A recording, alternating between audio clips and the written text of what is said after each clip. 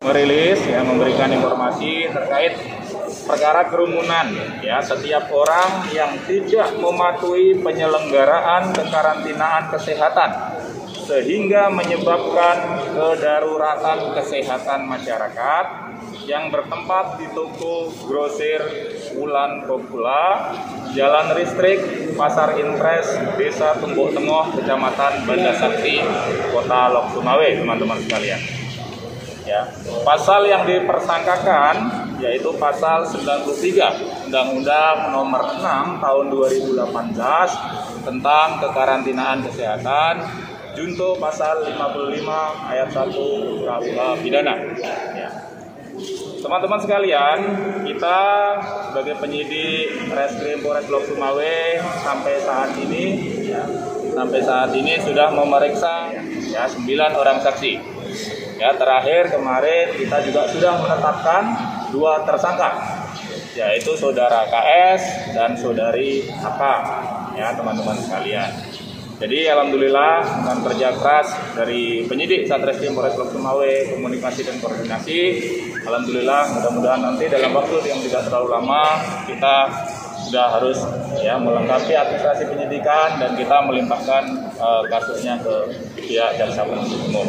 Ya, jadi teman-teman sekalian, banyak pertanyaan yang ada di kami teman-teman bahwa kasus ini akan diproses sesuai dengan aturan yang ada. Ya, kita tetap tegas menindak.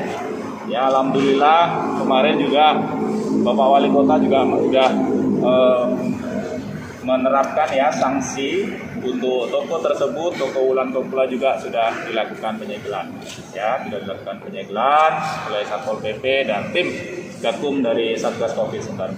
Jadi yang proses pidananya ini teman-teman sekalian, alhamdulillah sudah 2 orang yang kita tetapkan sebagai tersangka.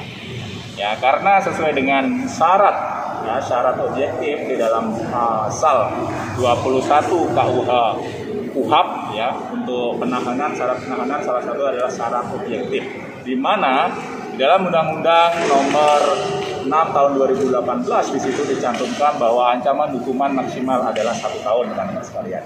Ya, dan dendanya adalah 100 juta. Atas dasar objektif dan atas dasar subjektif teman-teman kita ya yang tersangka ini, baik itu KS dan HK, memang tidak dilakukan penahanan. Ya, tidak dilakukan penahanan. Ada dasarnya, dasar objektif dan dasar subjektif. Dasar subjektif salah satunya adalah ya bahwa tersangka ini kooperatif, tersangka ini tidak akan menghilangkan barang bukti, tidak mengulangi perbuatannya. Ya, ada salah satu dasar subjektif kenapa tersangka KS dan saudari HK tidak dilakukan penahanan.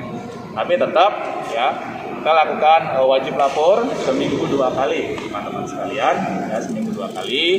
Dan proses dari penyidikan ini tetap dilanjutkan sampai dilengkapi dan kita limpahkan ke jaksa penuntut umum. Ya, mudah-mudahan dalam waktu dan tidak terlalu lama ya teman-teman nanti dari penyidik, DPU dan sampai nanti disidangkan kita tetap pantau dan tetap kita awasi.